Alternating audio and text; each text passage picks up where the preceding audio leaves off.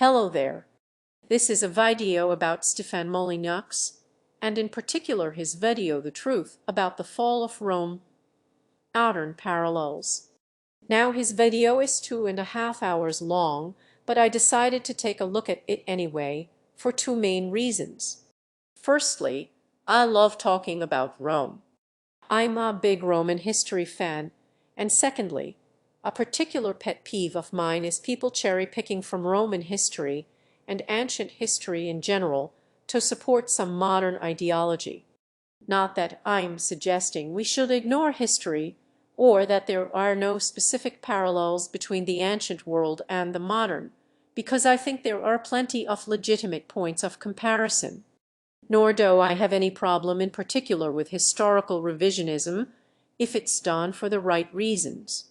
If you find new evidence to support or disprove some facets of current historical knowledge, excellent. Revise history. Now, what bothers me is people who approach history with a specific modern political agenda, and oh boy, does Stefan Molyneux have a political agenda. Now there's plenty of things that are gonna go wrong when you try to apply contemporary political leanings to the ancient world. You will end up missing things out that contradict your BS and overemphasizing certain things that support it. And you might end up being guilty of what Aldous Huxley would call temporal oversimplification and compressing or stretching the timeline to suit your narrative. And this is of particular note when we re-talking about Roman history. Ancient Roman civilization existed in so many forms, and for so long, that there's more than enough evidence to support any sort of modern political leaning. That is as long as you be very selective about it. Rome was, at times, a kingdom, a republic, an empire, first a city-state that grew to control the Italian peninsula, and then the whole of the Mediterranean. And it existed for an enormous length of time. It was a republic for about 500 years. The Western Empire fell after another 500 years, and the eastern half of the empire lasted for another 1,000 after that. And actually, something to keep in mind going forward is that the entire history of the United States of America, from the Declaration of Independence to today, can fit neatly inside just what is considered the decline period of the Western Roman Empire. Trying to condense this wealth of history and apply it to just the last few decades of modern politics in the West is, well, difficult to say the least. And I'm mentioning all this now because Stefan Molyneux, bless him, does all of this in his video. He's gonna take his square peg views and try to hammer them into the round hole of Roman history for 2.5 hours. But what are Stefan's views, you might be wondering? Well, for the uninitiated, he's anti-state, anti-taxes, pro-free market, and in particular, he doesn't much like women, to put it lightly. And he applies this thinking relentlessly to basically everything, all the time. And before we get to Rome, actually, I've invented a game called What is Stefan Molyneux talking about? And I'm gonna show you some clips, and you have to try and guess the subject of the video that the clip came from. For men, an attack from the males of another tribe was the greatest evil. If the men of tribe attack and conquer tribe, the men of tribe would generally be killed off or enslaved along with their descendants, thus effectively ending the transmission of their genes. The women, however, would usually be taken as spoils of war, which would allow the continuation of their genetics. Thus, men are conditioned by evolution to guard the tribal perimeters and fight to the death. That's from his video about Zootopia. Next clip. Feminists portray men as evil and patriarchal in order to provoke the white knight protects the eggs response that actually characterizes historical masculinity, while single mothers have to pretend that all men are shiftless and irresponsible, otherwise they themselves will be blamed by their children who are forced to grow up poor and fatherless. Almost always the same thing, because their mother chose to mate with a bad man or drove away a good man, which is even worse. And that's from his video about Star Wars The Force Awakens, the last one now. Young men are worth substantially less in the sexual marketplace than young women, because young men do not have a lot of resources to provide it to pregnant and child-raising women, while young women have a decade or two of fertility ahead of them. Young women so often mistake their sexual appeal for personal value, since it is infinitely easier to giggle and surf the tsunami of male desires than it is to struggle for a life of virtue and meaning. And that's from his video about the movie of Frozen.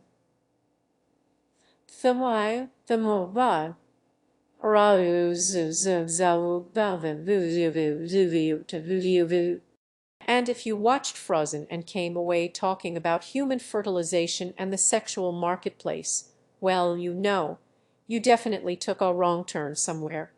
Now, I can't tell if Stefan is actually sitting there watching children's movies and genuinely getting all exasperated, or if he just views these recent popular movies as good vehicles for him to get his ideology to a wider audience. And it's tempting to just talk about Stefan on movies, to be honest, but we're here for ancient Rome right now. We'll save the movies for another day. So let's get to it. Because this is about saving Western civilization. We look deep into the past so that we can control the future. And your past has been so falsified to you, so lied about. You know, they constantly say the only thing that's constant in history is how little people learn from their history. No, you can absolutely learn from your history. You can save everything that our ancestors worked so hard to provide it to us. But you must first know the facts about your history. And when you understand the facts about your history, which have been so falsified that you live in a matrix of leftist propaganda rather than any basic empirical facts, once you understand your history, we might have the possibility, but this technology, this new Gutenberg press of the Internet, we might have the chance of stopping the 10-generation cycle of empire, cycle of civilization in its tracks.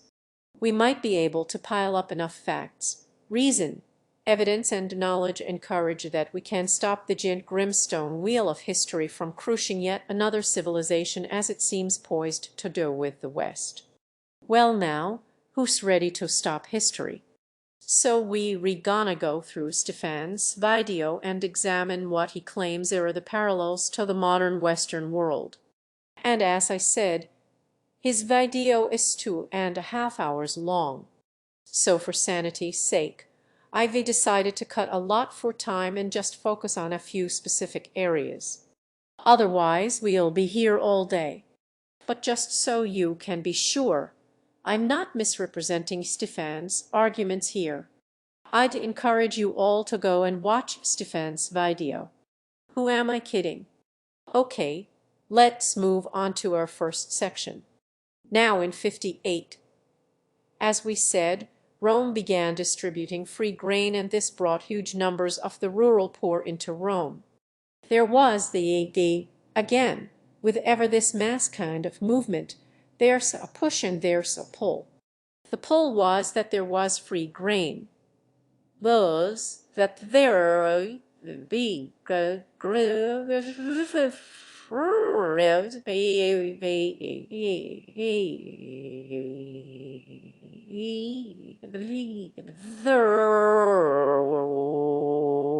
was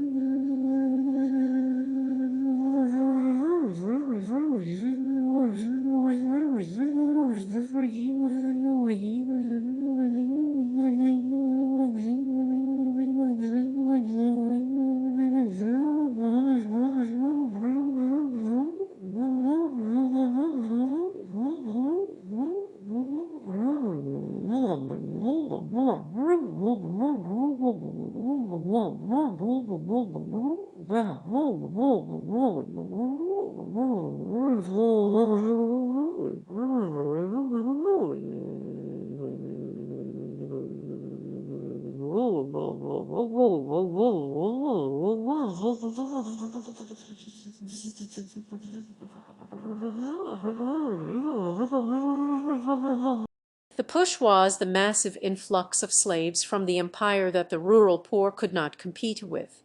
Now, by the reign of Julius Caesar, 320,000 people were on this welfare dole. Now the expansion of the dole of the welfare state drove steep rises in Roman taxes. And if you re a citizen farmer and you can't compete with all this slave labor, right? I mean, then you have a big problem. You end up leaving your farm, going to the city and living on welfare. They were a burden on the state, and what did they have to do with their time? Well, not much. Not except cause trouble and contribute to an ever-increasing crime rate. Oh, now that's got to be just a coincidence. And this sort of one-to-one comparison is the standard for the rest of Stefan's video. The displaced Roman farmers become the modern urban poor, our Western democratic governments become the Roman Empire, modern immigrants into the West are cast as both the cheap Roman slave labor and later on the invading barbarian tribes.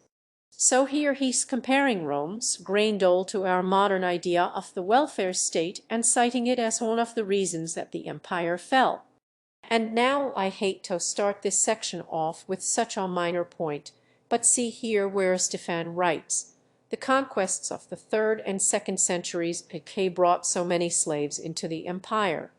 Well, that doesn't really make sense because the empire didn't exist at that point, and it didn't exist until Augustus a few hundred years later. What Stefan means to say is slaves were brought into the republic, not the empire. Now we're not suggesting Stefan was trying to mislead anyone with this. He later writes republic in this section even, so I think saying empire here was just an honest error. I'm only highlighting it here because it's an indicator of the enormous length of time that Stefan is compressing. So, history lesson time.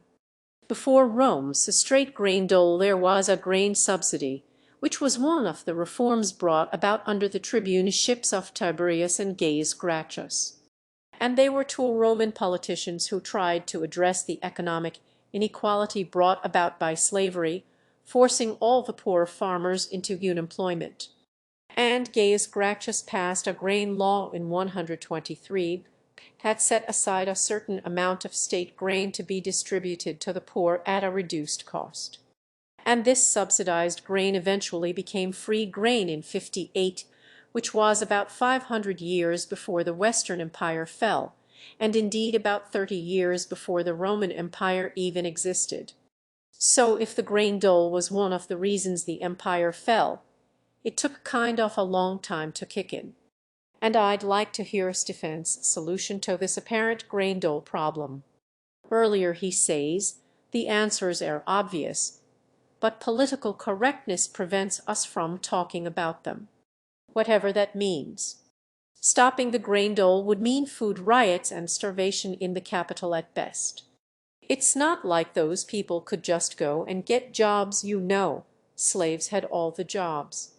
Really, the grain dole was a sensible state expenditure that beyond it being generally quite nice to feed the hungry if you were able to, it was necessary to prevent the poor from getting their torches and pitchforks out. But Stefan doesn't like state expenditures in general, not even sensible ones. But it was just the Roman army. Entire layers of bureaucracy grew. Like how we have national governments in Europe, And then we have the additional layer of the European Union, I guess except for the United Kingdom recently. So originally it was just like Rome, province city. Boom. 1, 2, 3, that was it. By the time of Diocletian, 284 to 305 AD, there were 4 emperors, 4 imperial courts, 4 praetorian guards, 4 palaces, etc. Kind of a lot of overhead. So let's talk about Diocletian. Here, Stefan is presenting the Tetrarchy, which is the common name for the time when Rome had 4 emperors, as an example of the growth of government bureaucracy. Now, what he fails to mention is why the Tetrarchy was instituted. And since Diocletian's reforms are generally considered to have prevented the early collapse of the empire, I think this is worth exploring. So history lesson time again. In the 3rd century AD, the Roman Empire went through what has come to be known as the crisis of the 3rd century, which, as you can probably guess, was a terribly fun time for the Romans. There were invasions, plague, civil wars, assassinated emperors. The empire split into 3 separate empires for a while. It was like Game of Thrones. Now the ascension of Diocletian and his following reforms typically mark the end of the crisis. He basically brought the empire back from the brink of collapse and stabilized it for a while, at least until he resigned. And yes, he resigned. He was the emperor of Rome, the most powerful man in the world, and he resigned and went to farm cabbages. So Diocletian was a pretty interesting guy all around. As long as you weren't Christian, anyway. And one of the more interesting reforms was the Tetrarchy, the rule of 4. So let's talk about that. Now the Roman emperors, during the crisis of the 3rd century, had a few relevant problems here. First was the succession of emperors. The transfer of power from one to another, quite often his assassin, was usually a very dangerous time. Next was the size of the empire, which made it extremely difficult for one man to rule by himself. He couldn't be everywhere at once, and you don't want to get attacked on 2 fronts when it can take months for a message from one front to reach the other. And you don't want to give too many troops and too much power to any one of your generals in particular, because if they end up winning their battles, they might turn around and march on you and kill you and become the new emperor. Because after all, that's probably how you got into power as well. And another problem here is Rome, the city. Rome was not, as it turns out, all that well situated, at least in certain circumstances. You know, an emperor based in Rome is going to take a very long time to reach and respond to anything of note happening near the borders of his empire. Now Diocletian's response to these problems was first to appoint a co-emperor, and later they each appointed a junior emperor, and they divided their territory thusly. Now the result of this was that the empire was able to fight effectively on multiple fronts, with multiple leaders in regional capitals who all had the ability to exert power with some level of autonomy. And there was a more formalized line of succession from junior to senior emperor. And at least while Diocletian was around, it worked. And yes, it was a massive increase in state bureaucracy, but it brought an end to the crisis of the 3rd century. Now Stefan condenses all this history into one sentence about the growth of government. And this is really emblematic of his oversimplification of history in general. In Stefan's history, it goes, no Green Dole instituted, Rome collapses. 1 emperor, 4 emperors, Rome collapses. And this radical simplification of huge stretches of time is misleading, but it's necessary in order to make the sorts of comparisons to modern times Stefan is making. And now at one point Stefan offers a more direct contemporary comparison. As the parasites overwhelm the host, you have huge problems. So up to a 3rd, About a third of the people in Rome at certain periods were dependent on the state for their survival. And as Mitt Romney pointed out, I think it was in 2012, it's pretty hard for Republicans to get elected, because close to half of the American population rely on the state for all or significant portions of their income. So why would they vote for a shrinkage of the state?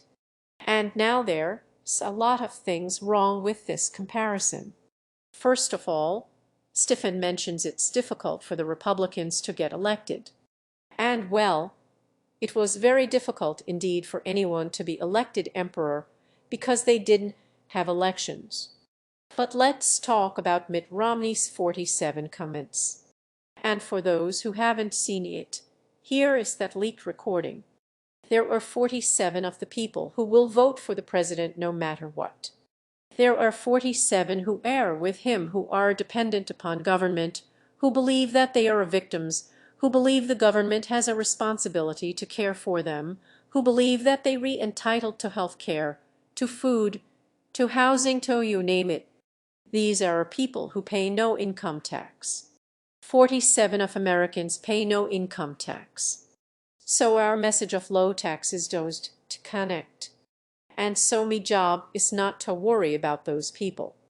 I'll never think they'd say that they should take first the responsibility and care for the last. Now here's the problem. Mitt Romney was full of shit. He claims that this 47 of people will vote for the president no matter what. But if you look at the actual reasons as to why some of that 47 pay no federal income tax, that claim is quickly exposed as delusional. First off, a large part of that 47 are the elderly, who in one sense do depend on state welfare, but certainly did not exclusively vote for Barack Obama, believe it or not. And aside from the elderly, there's also the working poor who, despite having a job, don't earn enough to pay federal income tax. And there's exemptions for things like households with young children. And notably, the rich don't pay federal income tax because they know how to avoid it. And they are certainly not voting overwhelmingly for Barack Obama either. And let's briefly address Stefan's point, where he says that it's hard to get people to vote for a contraction of the state when they are dependent on it. So we can infer from that he thinks the Republicans are for contracting the state and reducing spending. And no, they say they are for that, but the most recent Republican president, George Bush, oversaw an enormous percentage increase in government spending. Why, no, they say this, they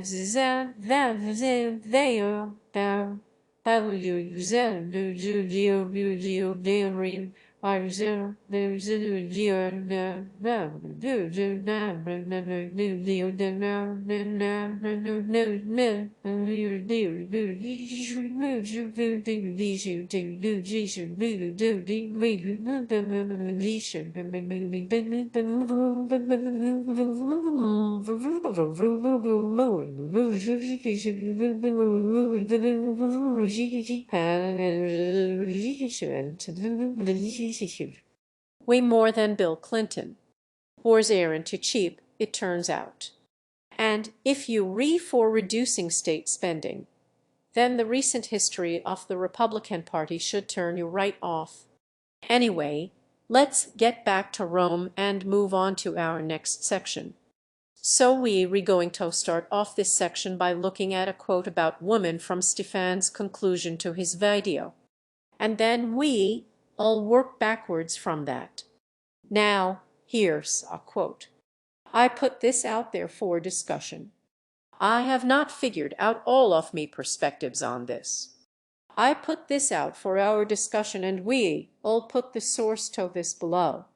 An increase in the influence of women in public life has often been associated with national decline. The later Romans complained that although Rome ruled the world, woman ruled Rome. In the 10th century, a similar tendency was observed in the Arab Empire, the woman demanding admission to the professions hitherto monopolized by men. What, wrote the contemporary historian Ibn Bessin, have the professions of clerk, tax collector, or preacher to do with women. These occupations have always been limited to men alone. Many women practiced law while others obtained posts as university professors. There was an agitation for the appointment of female judges, which however does not appear to have succeeded. Soon after this period, government and public order collapsed and foreign invaders overran the country. The resulting increase in confusion and violence made it unsafe for women to move unescorted in the streets, with the result that this feminist movement collapsed. I leave you to ponder that one, and please let me know what you think in the comments. So there you go. Once women are given power, civilizations collapse. I've heard that one before, but it's okay though. Stefan didn't really say that, of course. He just quoted someone else saying it. He just threw it out there totally randomly, just as a topic for discussion. Now this tactic of sneakily hiding behind his source is especially funny here because until that point Stefan had, in his conclusion, been quoting almost verbatim from that same source, which is Sir John Glubb's The Fate of Empires. And let's take a look. Like out of nowhere, boom. Some small group, kind of ignored beforehand, just explodes and grows and spreads, and this is sort of the pioneers as they re-bursting out. And rather than virtue and action, there is this interminable engagement in intellectual debate. But these intellectual arguments, they rarely lead to any kind of agreement because, and it's kind of tragic, way back in the day, used to have just a very few number of elite intellectual institutions, Harvard and Cambridge and Oxford and so on. And now it's like every city, every town, every block, it sometimes seems them. So through this process of debate rather than action, there tends to be an intensification of hostilities in the political realm. There is an influx of foreigners, right?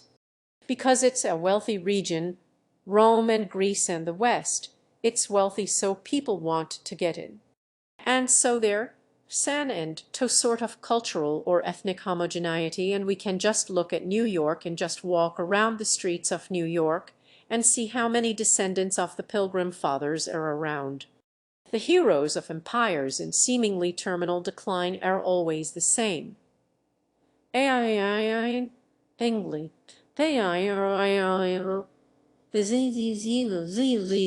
The old German, the divines, look at the cows of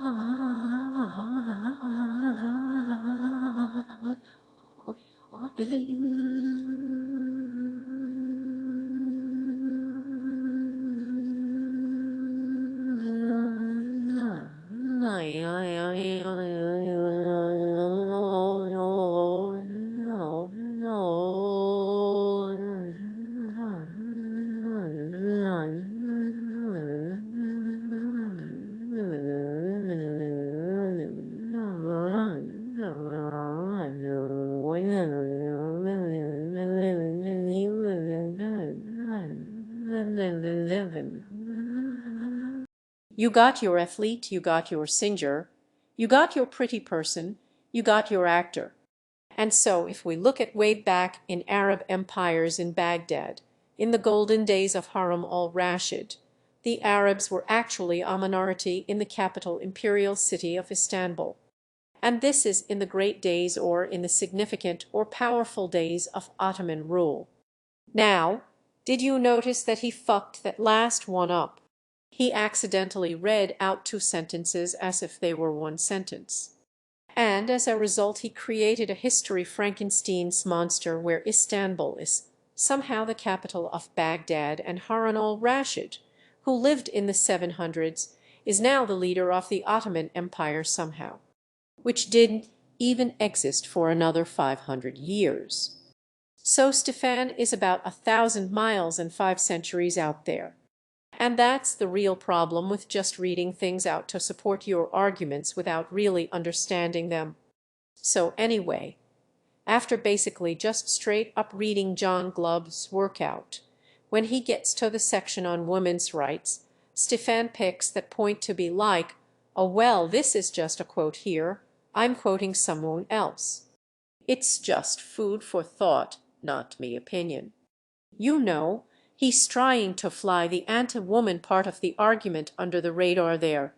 So what does Stefan himself actually think about women? And this is taken from his video entitled The Matriarchal Lineage of Corruption. Women who choose the Ashols will fucking end this race. They will fucking end this human race. If we don't start holding them a fucking accountable. Women who choose Ashols guarantee child abuse. Women who choose Ashols guarantee criminality, sociopathy, politicians. All the cold-hearted jerks who run the world came out of the vaginas of women who married Ashols. And I don't know how to make the world a better place without holding women accountable for choosing Ashols. If Ashol was a great reproductive strategy, it would have been gone long ago. Women keep that black bastard flame alive. They cup their hands around it, they protect it with their bodies. They keep the evil of the species going by continually choosing these goos. If being an Ashol didn't to get woman, there would be no Ashols left. If women chose nice goos over Ashols, we would have a glorious and peaceful world in one generation. So women are the root of all evil and will end the human race, apparently. And I have a question. Why is everything so cataclysmic with these alt-right people? You know, women want to go out with, quote, nice goes. So the human race is facing annihilation, apparently. Why does every problem have to be an extinction-level event? I saw some guy recently say that Black Lives Matter will end Western civilization. Yeah, Black Lives Matter. You know, we survived the Napoleonic Wars and the breakup of the empires and the rise of Nazism, but, you know, some black people who are annoyed about police shooting at them, well, that's game over for Western civilization. Anyway, with regards to Rome, Stefan does think women are somewhat responsible for the fall of the city because they just weren't having enough babies, you see. And there's so strong evidence of a steady decline in population across the entire empire from the 2nd century on. And by the 500s, there were only 6,000 people left in Rome by 1,000. And why this fairly drastic reduction in population occurred, well, nobody knows for sure, though the sort of luxurious lifestyle and the fact that a lot of women became less interested in producing and raising children certainly played some part in that. So then, the depopulation of the city of Rome. Stefan says no one knows for sure why it happened, which isn't true, but that loosening of women's morality played a part. So Stefan quotes the low population of the city of Rome by the time of the 500s. And now, I'd say that, as well as the aforementioned plagues, the sack of Rome in 410 by the Visigoths, and the sack of Rome in 455 by the Vandals probably had more to do with the population decline than the lifestyles of the Roman women. But the real truth here is that the importance of the city of Rome had been waning for a very long time before that. Stefan doesn't mention it here, But by the time Rome was sacked by the Visigoths, it wasn't the capital of the Western Empire anymore, and it hadn't been the capital for at least 100 years. In 286, Diocletian moved the capital from Rome to Milan, and it was later moved to Ravenna, and it's the fall of Ravenna in 476 that is typically marked by historians as the end of the Western Roman Empire. Stefan really seems to have the blinders on when it comes to women's rights. Let's take a look at another time he quotes a source talking about women. So by the late Republic, our rich wife, who could divorce and take her wealth with her, had a real threat against her husband and could wield influence over him. This increasing female power manifested in escalating sexual promiscuity and adultery. And I guess the modern equivalent would be, I'm going to drag you through the family court system, and that's how I'm going to have power over you, and so I am going to be more bullying. And one historian wrote, Roman men deplored the fact that these rich women were more concerned with their own figures and luxuries than with their families. Unlike the good old-time matrons, according to the historian Tacitus around 100, these modern women did not spend time with their children and did not nurse their infants, but left them to slave-wet nurses. Furthermore, children were handed over to be raised by child minders, usually the most useless slaves of the household. Now, I worked in a daycare and there were some nice people there, but a lot of them are kind of like minimum wage people and so on. They would be the least economically productive or valuable people to have raised your children. So that quote there is from Family Values in Ancient Rome by Richard Sala, and it's some excellent selective quoting by Stefan. Now, first of all this text on the screen right here came from the article by Richard Sala, so I don't know why Stefan singles out the last section by saying one historian wrote and put in quotation marks around it, because that one historian also wrote all of these sections as well. But whatever Stefan's motivation for doing that, if we read this article by Sala in its entirety, we see what Stefan chose to leave out. And the two sentences preceding Stefan's quotes here read as follows. The Romans had their own evolutionary story about family mores, and it had nothing to do with the invention of affection, which they took to be natural and eternal in the family. However, their story did contain elements of the decline of paternal authority and the stable family. Emphasis on the word story there. And then Sala goes on to write everything that Stefan quotes in this video. Now, it's clear that Sala's presenting what Roman authors thought of family values in ancient Rome, not what those family values actually were. And this is made all the more obvious when later Sala goes on to write. What is interesting about these earliest Latin authors is that they are already deploring the moral decline of their own time.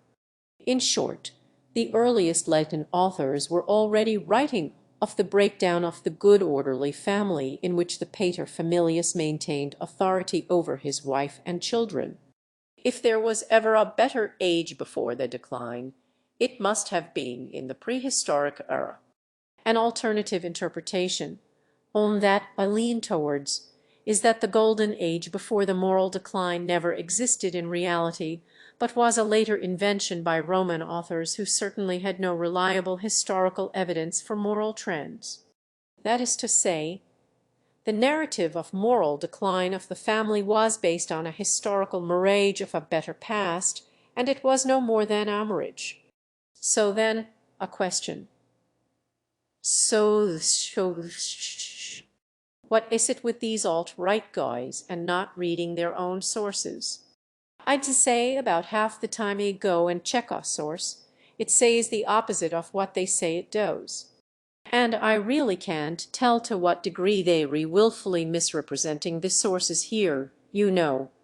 I don't know if it's scarier if they know they lying or if they think they retelling the truth. It's either incompetence or malice, and I can't tell which. So, thoughts in the comments, please.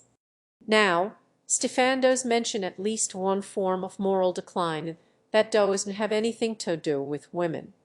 Let's take a look.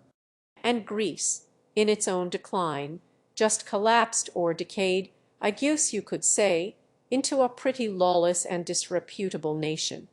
And then they were conquered by the Romans, 146, because they had decayed and had become selfish and had become lazy and become ridiculously self-critical at the same time as there were these ridiculously high levels of hedonism.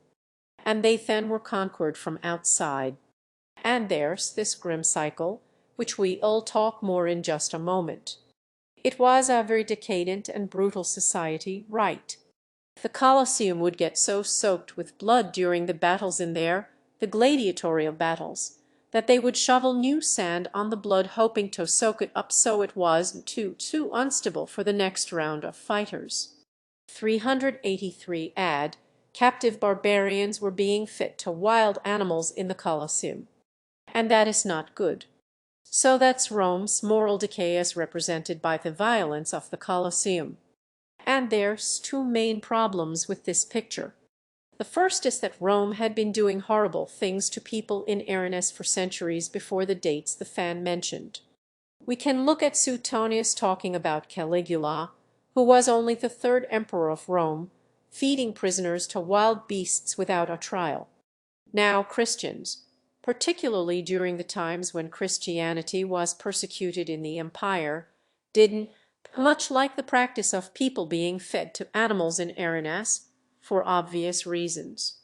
And that matters because in the early 4th century, Emperor Constantine came to power and he was the first Christian emperor.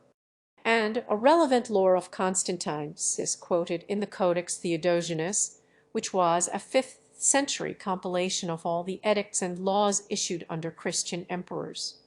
And I quote, "Bloody spectacles are not suitable for civil ease and domestic quiet. Wherefore, since we have prescribed gladiators, those who have been accustomed to be sentenced to such work as punishment for their crimes, you should cause the serve in the mines, so that they may be punished without shedding their blood." Constantine Augustus.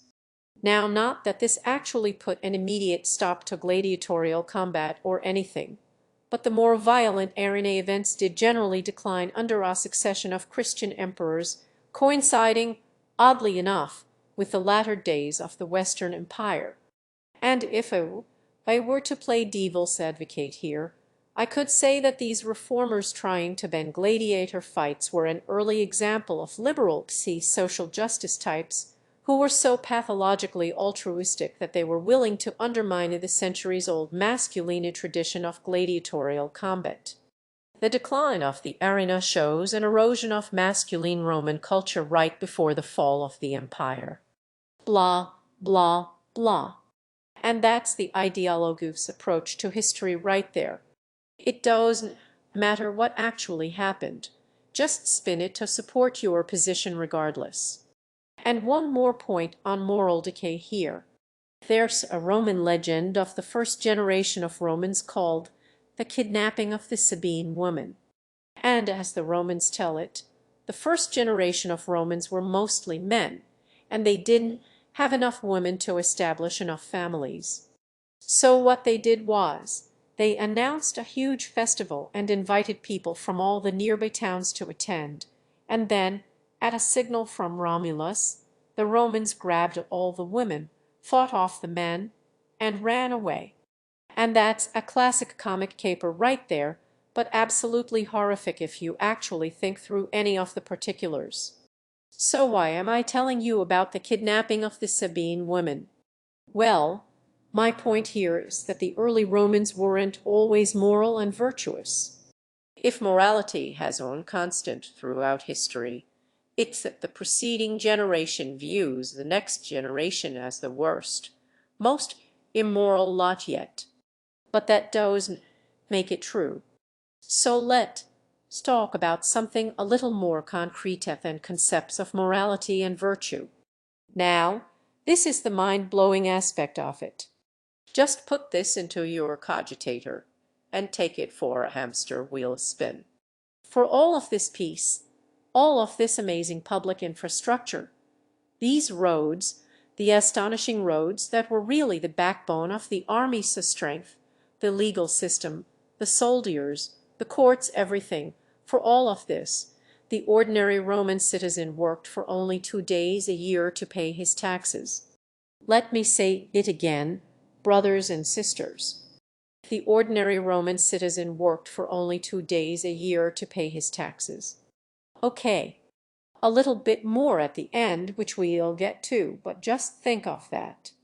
Just think of that. So then, the average Roman citizen paid his taxes by working only 2 days a year. And man, I hunted this source all over the internet, but I found it eventually. I think. An American historian called Rufus Fears put out an audiobook called History of Freedom. And the 2 days a year thing comes from chapter 9 called Freedom in the Roman Empire. And I think it was from here that Stefan got it, because all of Stefan's other points in this section also come from this chapter of Fears audiobook. The Roman Empire of Titus stretched from the Usul of Britain all the way out to the Tigris and Euphrates river valleys of Iraq today, and from the North Sea to the sands of the Sahara. We remember the case of St. Paul when he is arrested and about to be beaten by a tribune. He says, "You cannot beat me. It is against my rights as a Roman citizen." And the tribune says, "I don't believe you." Paul pulls out his papers. "How did you get to be a Roman citizen?" "I had to pay a bribe to get one." Because for this wealth and prosperity, this protection by a superb army, for this infrastructure of roads, the ordinary Roman works 2 days a year to pay his taxes. Now Rufus Fears declines to show his workings here, so we can't actually be sure how he arrived at 2 days a year. And from listening to his audiobook, Fears also has a very clear modern political BS, so we wouldn't be surprised if he was fudging the numbers a little bit, to be honest. But I don't know. Now, there is a book in the reading list that came with the audiobook that contains the 2 days' worth of tax thing. And that's entitled Preparing America's Foreign Policy for the 21st Century. And that's a collection of talks and discussions held at the University of Oklahoma in 1999 by a bunch of professors and foreign policy experts. And the 2 days quote is in a section called The Roman Experience Commentary and Discussion. And that chapter is authored by Rufus Fears. Now, if this book's intended as a source, then that's quite funny, to be honest. I like the audacity of just quoting yourself. But it might not be me to be a source. I don't know. It might just be an instance of the professor putting his own book on the reading list, you know. Anyway, just for the sake of this argument, I'm gonna assume that the 2 days a year thing is true. So, okay, the average Roman citizen pays his taxes in just 2 days of work. Well, the first thing to note here is the phrase average citizen is not the same as average inhabitant. The Roman understanding of the word citizen is not the same as ours. Not everyone in the empire was a citizen. Rome was a slave state for starters, and slaves were considered property, not citizens. Actually, before the Edict of Caracalla in 212 AD, pretty much only 3 Roman men born on the Praetalian Peninsula were considered full citizens. Inhabitants of the other provinces of the empire were not full citizens. And this is significant because Italy itself was largely exempt from taxation until Diocletian's tax reforms in 290 AD. So to be a full Roman citizen before both the Edict of Caracalla and Diocletian's reforms means that you are not likely to be paying taxes anyway. And so we have to ask, what period of time is Stefan talking about? Stefan says taxes were paid in 2 days of work except for an increase near the end of the empire, and wouldn't that be narratively convenient? Well, the section of Fear, audiobook the quote comes from, is talking about an average day in the life of a citizen of Pompeii.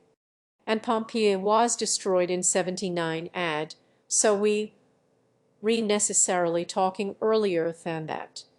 Relatively early empire, and long before the Edict of Caracalla, meaning most full Roman citizens at this point were exempt from most taxes, so it's not surprising they were quite low, to be honest. And I am very interested if Stefan thinks this system would work today.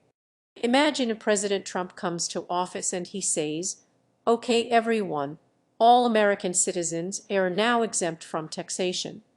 Except from now on only white men who were born here count as citizens. And also we bringing slavery back. And by the way, I've just declared war on Canada so that we can go and steal all of their things and get more slaves." I imagine there to be somewhat of a mixed reaction. Also, I am reminded of Stefan talking about the grain dole. Now the expansion of the dole of the welfare state drove steep rises in Roman taxes. But how does this work in Stefan's world? I mean, the grain dole was brought in before Pompeii was destroyed, and it didn't to go away or anything. The grain dole was around throughout this whole period, so this whole through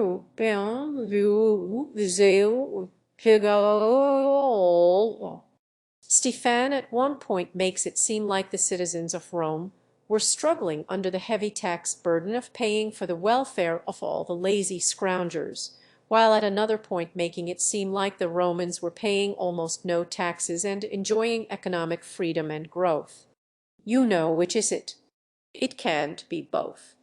And I'd like now to consider one point in Stefan's video where he either ignores or just fails to mention a contradiction in his argument, even when it's staring him right in the face. Octavian took the name Augustus and became the first emperor of Rome, ruling from 27 to 14 AD. Now this did shrink some political freedom. You know, he's an emperor, but it did lead to an expansion of economic freedom. So Augustus did favor private enterprise, private property, and free trade. So that's good for merchants at least, and for the general population who care more about bread than votes. So under Augustus, taxes were lowered significantly. He abolished tax farming, which was this practice of just saying to people, "Go get me a bunch of taxes, and if you can't get them, you have to pay me anyway." And he regulated taxation as a whole. So Trumpish could be made the case. So Stefan says that Augustus favored private enterprise and free trade.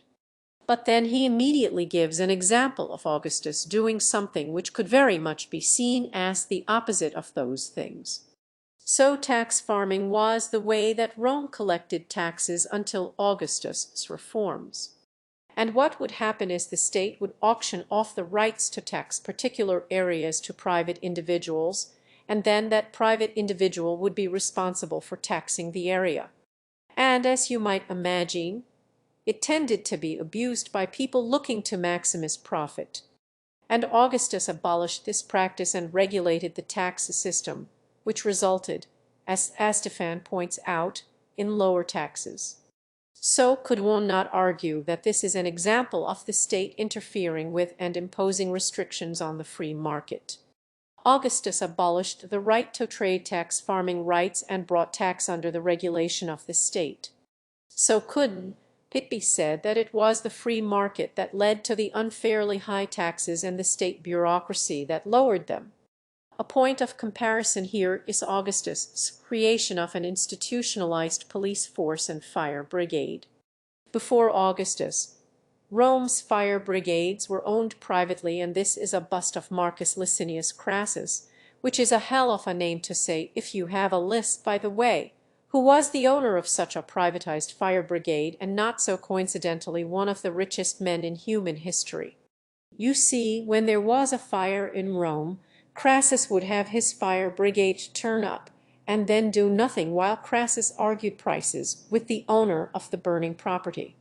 And if they didn't agree to pay Crassus what he wanted, He'd just leave and take his fire brigade with him. And that's obviously not a very reliable or safe system of firefighting. And so Augustus instituted a public fire brigade, and he actually levied a new tax on the sale of slaves in order to set it up. What a tax and spend anti-free market socialist, one might say. Also, while we re-looking at this section of Stefan's video, let's just, for a laugh, check out this source here. The historian Ortel wrote in 1934, quote, "The victory of Augustus and of the West meet a repulse of the tendencies towards state capitalism and state socialism which might have come to fruition had Anthony and Cleopatra been victorious. So in that war, if the central planning of Egypt had spread to Rome, it would have been a disaster, and it did spread the other way because Egypt was like the basket case for the Roman crane. So first off, as we know by now, the importation of post-industrial revolution ideas like socialism and capitalism into the ancient world is misleading and annoying. But let's check out this Ortel guy. So Stefan is quoting here from a Cato Institute article called How Excessive Government Killed Ancient Rome. And a more cynical man than me might suspect that an article by a libertarian think tank talking about the evils of excessive government might just be a tiny bit biased. But far-fetched speculation aside, the article includes two sources for its quotes by Ortel, and that's Chapter 10 and Chapter 12 of the Cambridge Ancient History published in 1934 and 1939. And when I saw that I thought, oh, that's quite a long time ago. I wonder if there are any more recent editions of those books, and would you believe it? Yes, there were. But I just wanted to tour a little before we get to those and mention Michael Rostovtsev better said that wrong, who is another historian quoted by both the Cato Institute and Stefan. And he's someone else who compared his contemporary political situation to ancient Rome, and funnily enough whose Wikipedia article says Rostovtsev used terms such as proletariat, bourgeoisie, and capitalism freely in his work, and the importation of those terms into a description of the ancient world where they did not necessarily aptly caused criticism. So then, do you have those two names? Right. So let's look at the updated version of Cambridge Ancient History. And firstly, the newer edition of Volume 10 published in 1996 says it is probably true that there is no period in Roman history on which the views of modern scholars have been more radically transformed in the last 6 decades. It's therefore appropriate to indicate briefly in what respects this volume differs most significantly. You get the point. The volume has been heavily revised. And it goes on to outline the reasons for the changes in perspective and then the revisions themselves. And one of these revisions was to just drop Ortel's contribution entirely, saying basically that it was interesting in its day but it no longer holds up. Now then, the new edition of Volume 12. And this volume is openly critical of both Rostovtsev and Ortel's tactic of comparing contemporary politics to the ancient world. And here is a quote taken from the introduction to the section where it first mentions Ortel. In a rather loose way, modern bourgeois ideology bourgeois. Bourgeois, I can never say that. Ideology has thought it possible to identify the present-day bourgeoisie with the curials and has taken up their cause against the despotism of a totalitarian imperial state. This is a singularly anachronistic projection of contemporary realities. So what's me point here? Well, the Cato Institute, and by proxy Stefan are selectively quoting older editions of the Cambridge Ancient History from the 1930s and ignoring the more recent editions that take a contrary and critical view of those earlier editions. But hey, I guess if you want to stop the wheel of history, you also have to stop historical research. Let's look at one of the times that Rostovtsev shows up in Stefan's video. And I'm going to show you two clips now, both concerning historian Edward Gibbon. Gibbon, one of the famous historians who really knew the history of Rome and turned his hands into arthritic claws writing all this stuff out. He wrote once. He said that if a person were to pick the one period in the history of the human race when mankind was happiest, he would, without hesitation, choose that period of the 2nd century at when Rome was stable, when peace reigned and trade reigned throughout the empire.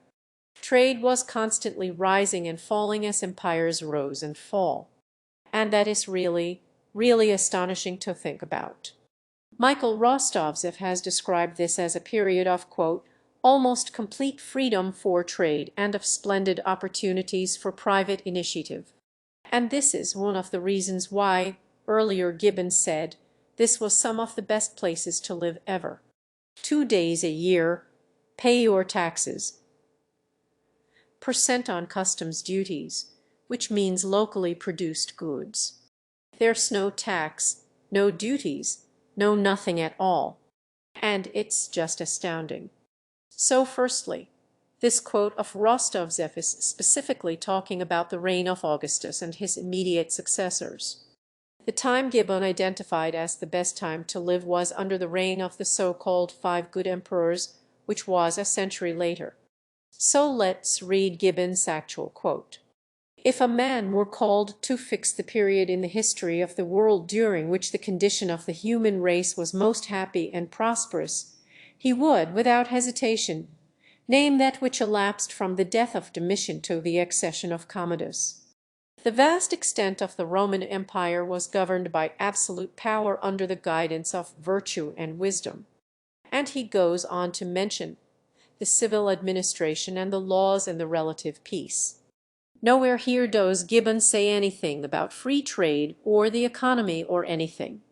But he does mention the absolute power wielded by the state as a positive, which a wouldn't think Stefan would be too keen on, to be perfectly honest. So I'd like to wrap up my video by responding to a few key moments from Stefan's conclusion to his video. And the last thing that I want to say is that people complain. I mentioned this at the beginning. People complain. They say, well, nobody learns anything from history. Well, it's like because nobody tells the truth about history. So what has happened is the history of the West in particular, the glories, the triumphs and the disasters, the full span of the Shakespearean span of Western history has been replaced by vituperative calumny and nagging. Your ancestors were bad. Your ancestors were mean. They were sexist. They were patriarchs. They were racist. They were homophobes. They were bad, bad, bad. Colonialism was just terrible, terrible, terrible. They slaughtered all the natives and all right. The truth is that the West has brought by far the greatest values to the world. The values of science, the values of reason, the values of the free market, the values of modern medicine, the values of capitalism. You are the offspring and the descendants of many heroes, of many brave souls who fought very hard to bring and extend the freedoms you now enjoy. If you feel that you are descended from evil, you have nothing in your civilization to defend. You are children of heroes, and only heroes get to keep their freedoms. Oh, Stefan. So included there is Stefan saying that nobody tells the truth about history. But what is the truth about history according to him? Truth for Molyneux appears to be whatever historical facts conform to his narrative, and everything else is just, to quote him, interminable engagement in intellectual debate. Stefan also says that unless you think you redescended from heroes, you have nothing to defend about your civilization. And that's just not true. I don't think I'm descended from heroes, and I'll fully admit all the horrible things me society's done in the past, but I'm still proud of things about me society. You know, specifically here, that I have the freedom to admit that me society's done those awful things. The things I want to defend about me society are all the things that Stefan Molyneux would take away if he had the chance.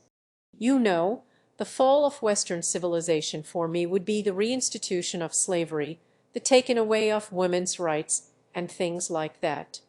I don't like this ultranationalist idea where you have to ignore all the bad things your culture or race has ever done. You know, what does Stefan think happened to the Native American societies? I don't know. I guess their taxes must have been too high or something. Oh God. No, I'm not doing it. I'm not watching it.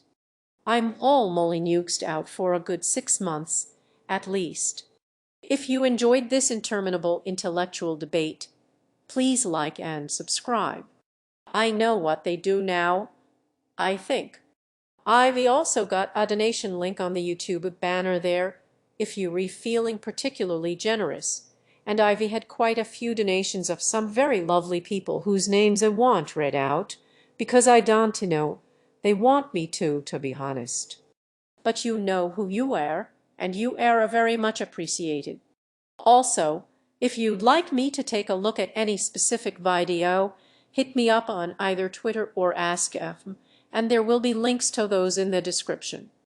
And look at me doing the proper YouTuber ending to the video, rather than just cutting way mid-sentence. I'm learning.